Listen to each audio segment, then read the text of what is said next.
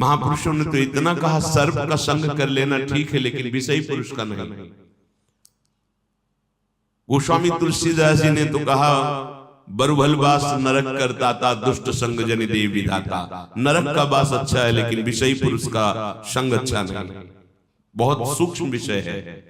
नरक के वास से हमारे पाप नष्ट होते, लेकिन विषयी पुरुष के संग से पाप प्रवृत्ति बढ़ती है। सांप काटेगा तो उसके विष की औषधि भी है, या बहुत एक शरीर नष्ट होगा, लेकिन विषयों के संस्कार हजारों जन्मों तक हमें जलाते रहेंगे, जैसे अभी जला रहे हैं पीछे किए हुए विषय सेवन से। जब मन और पांचों ज्ञानेंद्रियां ये विषय भोग में प्रवृत्त हो जाती हैं, उस समय प्राणी के हृदय में भोगों का संकल्प दृढ़ होता है। संकल्प वासना प्रकट करती है, वासना से विचलित हो उठता है और वो बार बार भोगों में ही सुख ढूंढता है। यही समस्या है, यही बंधन है, यही माया है। बार बार इंद्रियों के साथ मन का भोगों में विचरण करना, इसी को रोकना साधना कहते हैं। मन जिस एक इंद्रिय के साथ जिस विषय का सेवन करता है, उसी में उसको उत्सुकता प्राप्त होती, उत्साह प्राप्त होता है। यही उत्साह उसकी दुर्गति का कारण होता है। सूक्ष्मता से समझना। प्रार्थना है आप सबसे कि हम लोग किसी भी इंद्रिय के विषय को उत्साह पूर्वक ना भोगें, शास्त्र सम्मत भी। जैसे आपको खान पान की सामग्री अच्छी से अच्छी सामग्री है, कम मात्रा में लीजिए, उदासीन होकर पाए। भगवत प्रसाद है, बस प्राण पोषण के लिए। अच्छा, ऐसा नहीं होना चाहिए। यही उत्साह है। इंद्रियां उत्सुक हो, आज ये उत्सुक हो गई, अब क्या हुआ, उत्साह के साथ जैसे गीली या गर्म मोम में तत्काल छाप लग जाती है, ऐसे आपके अंतःकरण में विषय रस की छाप और बढ़ गई और बढ़ गई। चले थे विषय रस मिटाने के लिए और हमारी उल्टा गति हो रही, विषय रस और पुष्ट हो रहा है। विषयों के प्रति उत्सुकता भर जाना।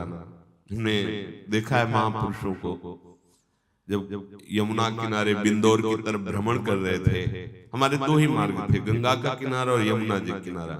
कभी किसी शहर किसी ग्राम में एक भी रात्रि रुकने का ऐसा कभी नहीं रहा। जहां तो कोई देवालय यमुना किनारे या गंगा किनारे जब भ्रमण किया है, या गांव के बाहर कोई देवालय, उसमें रुकना। तब तक जब तक वृंदावन धाम में श्री जी ने कृपा नहीं, तब तक कभी भिक्षा नहीं मांगी। आकाश वृत्ति का ही आश्रय लिया। जो हमारे पास स्वयं आ जाएगा हम उसको पाएंगे, अन्यथा मांगने का शब्द नहीं था। क्योंकि यौवन अवस्था थी, नगर में प्रवेश होने से हमें डर लगता था, किसकी क्या भावना है, कैसा है। तो गंगा का किनारा हमारे लिए या यमुना किनारा, वहां एक परमहंस जी मिले, बड़ा दिव्य स्वरूप, कांतिमान तेजो में, एक अचला केवल नीचे, एक झोली जिसमें छांदोग्य उपनिषद, चश्मा और छड़ी। वही अचला ऐसे मच्छरों से बचाने के लिए ओढ़ लेते, दो लंगोटी, एक अचला, एक छड़ी, एक चश्मा, छांदोग्य उपनिषद। ऐसा वैराग्य की देख के एकदम चित्त आकर्षित हो गया। और ब्रह्मबोध संपन्न महापुरुष। तो जैसे भंडारा हो रहा है, प्रयाग में कुछ दिन रुके थे उनके साथ, भंडारा और तो खबर रखते थे, गए नारायण नहीं स्वामी जी, हमारे यहाँ तो बैठ के पवाया जाता है, तो नारायण अगर आपको देना है तो दे दीजिए, हम बैठेंगे। तो उनका ऐसा प्रभाव था कि सामने वाला बिल्कुल बोल नहीं सकता था। वो सब सामान क्या है, अच्छा 2 पूरी डाल दी, सब्जी डाल दी, खीर इसी में डाल दी, उसी खप्पर में सब डाल दिया जितना आवश्यक है, गए बैठ। यही स्वभाव। वस्तु का स्वाद नहीं, प्राण पोषण के लिए अन्न पा रहे हैं और प्राणों को आहुति देनी है प्रभु के चिंतन में।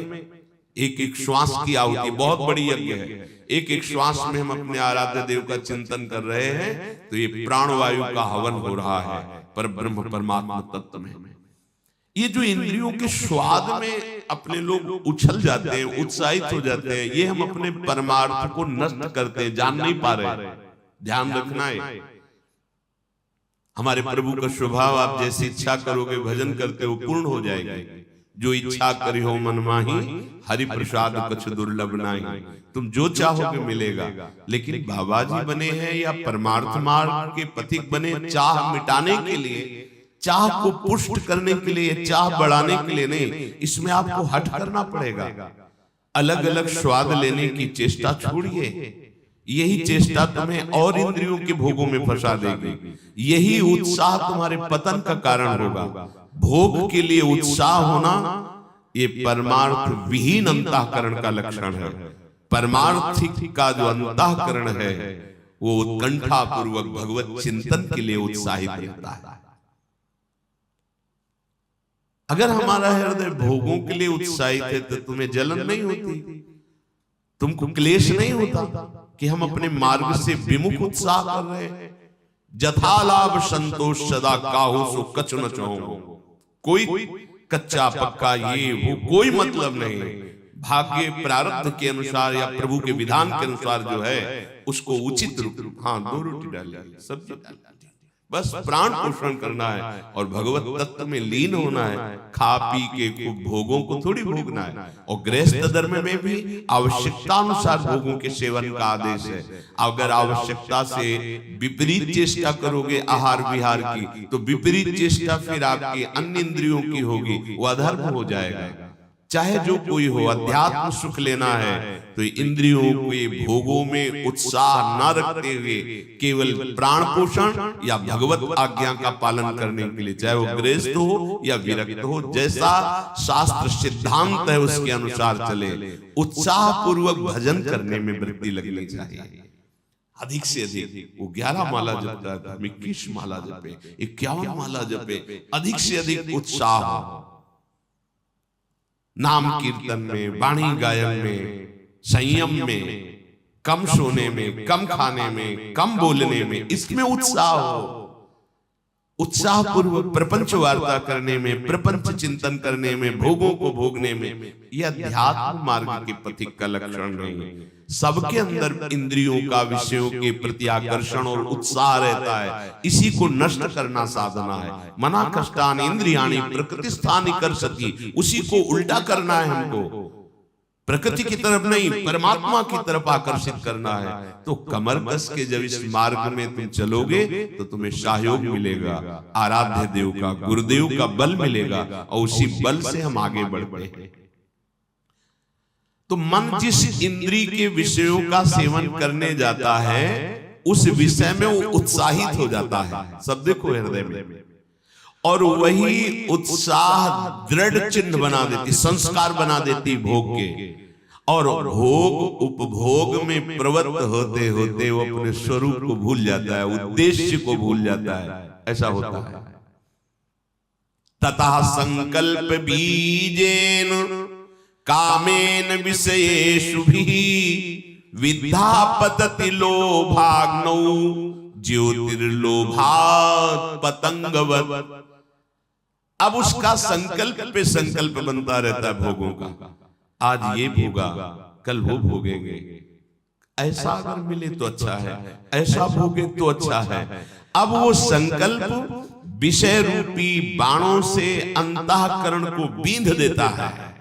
कसक जलता रहता है हर समय। भोगते हुए भी भोग की इतनी वासना बढ़ जाती है कि इंद्रियां काम नहीं करती और तृष्णा बढ़ गई। कितनी दुर्दशा। बोले वो ऐसे नष्ट हो जाता है जैसे पतंगा तेज के आलिंगन करने के लिए भस्म हो जाता है दीपक में या अग्नि की लौ में जाकर के। एवं पतति संसारे तासु तास्विहि योनिषु अविद्या कर्म तृष्णाभिर भ्राम्यमाणोथ चक्रवत्। अब ये चक्र चल गया।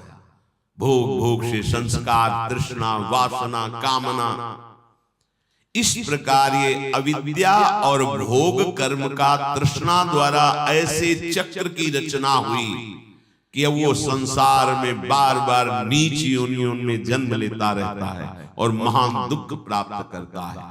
ब्रह्मा से लेकर तृण पर्यंत प्राणियों में जल में, भूमि में, आकाश में वो बार बार जन्म लेता है, पर वो परमानंद की प्राप्ति नहीं कर पाता है। ये अविवेकी पुरुष की गति है। दोनों विवेकी पुरुषों की गति क्या होती है? जिसने ये निश्चय कर लिया है कि इस जन्म में मेरा कल्याण निश्चित है, मैं अब मोक्ष चाहता हूं, मुक्त होना चाहता हूं इन भोगों से, मैं भगवत प्रेम चाहता हूं, ये विवेकी पुरुष की चाह है। वेद की आज्ञा है कि यह कर्म करो और यह कर्म ना करो। अतः जो धर्म पूर्वक गुरुजनों की आज्ञा का पालन करने के लिए अहंकार से नहीं, अहंकार शून्य होकर कर्तव्य गुरुदेव की आज्ञा का पालन करने के लिए करता है, अनुष्ठान करता है, वो विवेकवान कहा जाता है। हम जो आचरण कर रहे हैं अपने बल से नहीं कर रहे, अपनी गुरु कृपा से कर रहे हैं। हम जो कर रहे हो हमारा संकल्प नहीं है, हमारे गुरुजनों का आदेश है कि आपको ऐसा जीवन, ऐसी दिनचर्या, उन्हीं के बल से, उन्हीं के आदेश से, तो अहंकार होगा ही नहीं, क्योंकि हम करता ही नहीं है। अगर हम करता होते तो पहले कर लेते। अब जो हमारे द्वारा हो रहा है ये हमारे ऊपर गुरु कृपा है, हमारी लाडली की कृपा है। सदैव अपने आराध्य देव का नाम जप और आराध्य देव संबंधी सदग्रंथों का अध्ययन और अपने पास जो सुख सामग्री है वो मेरी नहीं है, वो सेवा के लिए है। और आए हुई प्रत्येक आंतरिक और बाह्य कष्ट को सहना, आंतरिक कामादि वेदना को, बाहर से गाली, निंदा, प्रतिकूलता, अपमान। कल एक उपासक प्रश्न करते समय रो दिए कि जब से मैंने भक्ति शुरू की तो कोई रिश्तेदार, कोई संबंधी, परिवार वाला हमें प्यार ही नहीं करता। वो दुख हम आपसे कह रहे हैं, क्या करें अब हम? ये तो भक्ति का फल है। आपको तो नाचना चाहिए, आनंदित होना चाहिए। आपको धीरे धीरे प्रभु अपने में ला रहे हैं, अनन्य बना रहे हैं। मायाकृत जो मोह आकर्षण है वो अपने आप छूट रहा है, ये तो कृपा हो रही। हमारे भक्ति की सिद्धि है, मेरे तो गिरधर गोपाल दूसरो न कोई।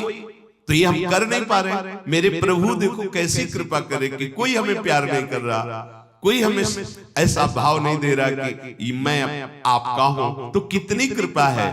जैसे हमारी सिद्धि है, हे श्यामा श्याम आप मेरे हैं और मैं आपका हूं, आपके सिवा मेरा कोई नहीं है, मैं किसी का नहीं हूं। ये हमारी सिद्धि है, ये हमारी भूमिका है भक्ति की चरम अवस्था की। ये तो कृपा हो रही। अब अज्ञान के कारण उसे हम विपरीत मान करके रोएं, दुखी हो कि हमको संसार प्यार करे, ये धोखा है। तुम्हारी बुद्धि तुम्हें धोखेबाजी में फंसा रही है। यहाँ कौन है? मेरा प्रभु इतना छलिया है कि वही विविध रूप रख करके छुपा छुपी का खेल कर रहा है। मुझे केवल पहचान रहा है, आप ही हो, आप ही हो, आप ही हो। बस जीवन मुक्त हो गए। एक ही प्रश्न है, प्रभु के सिवा कोई और नहीं, कोई और नहीं, प्रभु के सिवा कोई ठौर नहीं। बस अब वो जब कृपा करके आपको उठा रहे तो आप रो रहे कि हमें तो कोई प्यार नहीं करता, हमारा तो सब बिगड़ता चला जा रहा है, हमें सब छोड़ते चले जा रहे हैं। यही तो अध्यात्म का फल है।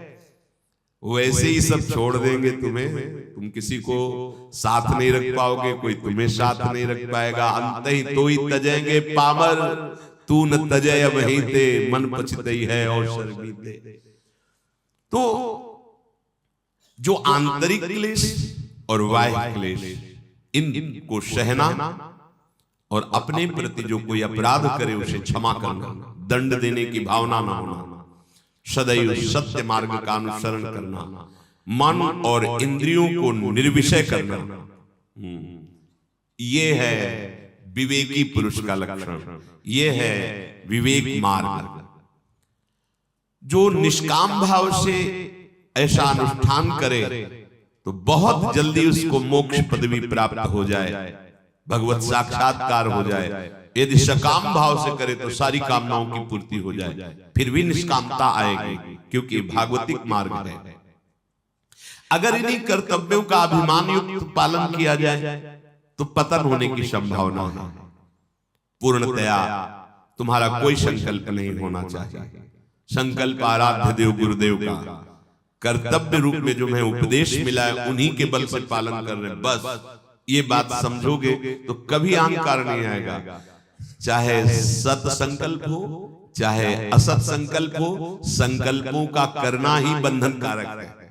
सत असत दोनों संकल्पों को शांत हो जाना। संकल्प रहित हृदय ही जीवन मुक्त महापुरुष है। कोई ना सत संकल्प है ना असत संकल्प है। जो सत है उसका संकल्प क्या, वो तो सत है ही।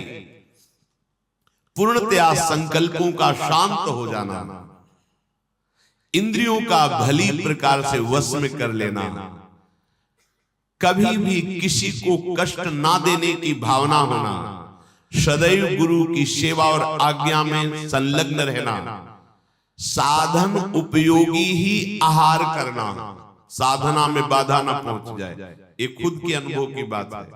जब सात्विक भोजन दाल रोटी पाई जाती है और इतना नहीं अधिक मात्रा में कि वो हमें प्रमाद में लगा दे तो भजन अच्छा होता है।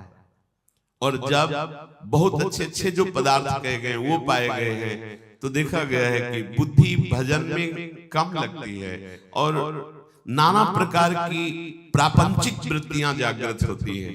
एकाग्रता पूर्वक देखा अंतःकरण में कि जब जिनको अच्छे पदार्थ कहते हैं वो जब खाए जाते हैं तो बुद्धि रजोगुणात्मक होकर प्रापंचिक चिंतन में उत्साह बढ़ाती है। और जब सात्विक भोजन कम आहार किया जाता है तो भजन में निरंतर वृत्ति लगने का उत्साह बढ़ता है। इसीलिए यहाँ आदेश कर रहे हैं, कह रहे हैं यथा योग्य साधनोपयोगी आहार करना। कोई भी कुछ भी हो, संतोष ने सुना जैसे आपको पकवान या अच्छे पदार्थ बने हुए आप कम मात्रा में लीजिए, जितना रोज लेते हैं उससे भी कम मात्रा में, तो आपके अंदर कोई विकार नहीं होगा और प्राण पोषण हो गया। मानो आप 4 रोटी दाल सब्जी पाते हैं, किसी दिन पूड़ी पकवान बने 2 पूड़ी लीजिए, थोड़ी सब्जी ले ले, हाँ थोड़ा सा मीठा ले, बस ठीक है, पाल शाम को फिर रोटी पाल। अब दूसरे भाव में अगर हम पहुंचे तो पहले दिन तो 4 रोटी दाल पाते हैं, लेकिन जिस दिन अच्छे अच्छे पदार्थ तो यहाँ तक पा लिए। अब सारी की सारी ऊर्जा शक्ति पचाने में लगी हुई है। अब कब हो गई है, गैस बन रही, भजन होगा भैया। आप पापा के करोगे क्या, मलाई तो बनाओगे। और आप तो निर्मल सच्चिदानंद स्वरूप में स्थित होने के लिए निकले। बहुत सावधान, ये बार बार हम इसलिए करें कि यही हम फंस जाते हैं। खा खा के मर गए, अमरत्व को नहीं प्राप्त किया। अगर उचित आहार और भजन करोगे तो अविनाशी स्वरूप हो, ये तुम्हें अनुभव में हो जाएगा, मरने का भय चला जाएगा। और आपसे अनुभव की बात कहते हैं कि कम आहार अधिक भजन तो बहुत बल देखा है। अध्यात्म बल एकदम ऊर्जा शक्ति, कभी ऐसा किसी दिन महसूस नहीं हुआ कि आज उपवास किए इसलिए, ऐसा कभी नहीं हुआ। क्योंकि ब्रह्मचर्य अध्यात्म बल एक अद्भुत ऊर्जा शक्ति। और जब डकार लेने की भी जगह नहीं रह गई है, पड़े रहो इधर उधर टहलो, मानसिक चिंतन खराब हो। साधनोपयोगी उचित आहार और शास्त्रों का अध्ययन विचार पूर्वक, जो शास्त्र स्वाध्याय कर रहे और भगवत समर्पण देह अंतःकरण स्वभाव, सर्वस्व भगवत समर्पण, वो कल्याण को प्राप्त होता नहीं, वो कल्याण को प्राप्त हो गया है जिसका ऐसा जीवन है। पूरे संसार को जीतना होता है साधक को। एवं कर्माणि कुर्वन्ति संसार विजिगीषवः राग द्वेष विनिर्मुक्ता ऐश्वर्यम देवता गताः। जो बुद्धिमान साधक, संसार को जीतने का मतलब क्या होता है? संसार को जीतने का मतलब आप हमसे मिले लेकिन आपका चिंतन नहीं होगा, आपका ध्यान नहीं आएगा। हजारों मिलो, व्यवहार होगा आपसे, बात करेंगे, प्रणाम नमस्कार उत्तर देंगे, लेकिन आपसे हटते ही अपने स्वरूप में स्थित, उसके लिए प्रयास नहीं है कि अब आप गए तो आपका चिंतन, आपने क्या कहा था, आप बड़े मित्र हैं, आप बड़े कुछ नहीं, बिल्कुल खत्म, हुआ ही नहीं हमारा आपका सहयोग। तटस्थ भूमिका, प्रश्न उत्तर बातचीत व्यवहार जैसे होता है बिल्कुल वैसे सम्यक, लेकिन इतना सावधान कि हमारे कैमरे में तुम्हारी फोटो नहीं आएगी और तुम्हारी बात नहीं आएगी। हमारा कैमरा फुल है, खाली नहीं है। पिय मूर्ति नैनन बसे तेहि रस राय समाय, ये लक्षण सुन प्रेम के और न कछु सुहाय, और न कछु सुहाय फिरे अपने मद मातो, कुटुंब देहते जाए छूट सब ही विधि नातो। नहीं तो स्वभाव है अंतःकरण का, आप देख लेना, आप जिससे मिलोगे उसकी बार बार स्मृति, उसका रूप, उसकी बात या तो द्वेषात्मक या तो रागात्मक। और बहुत अच्छा, बहुत बुरा आदमी, हमने क्या बिगाड़ा था, उसने ऐसा क्यों कहा, बार बार चिंतन, ये नहीं होता, ये अच्छे उपासकों में नहीं होता। विवेक रूपी कैंची साथ रखी जाती है, बात किया वहीं काट दिया, उसका चिंतन नहीं। अगर कुछ 1 मिनट, 1.5 मिनट, 2 मिनट तो आप कमजोर साधक हो, और घंटों तो आप समझो कैसे साधक हो, और सालों।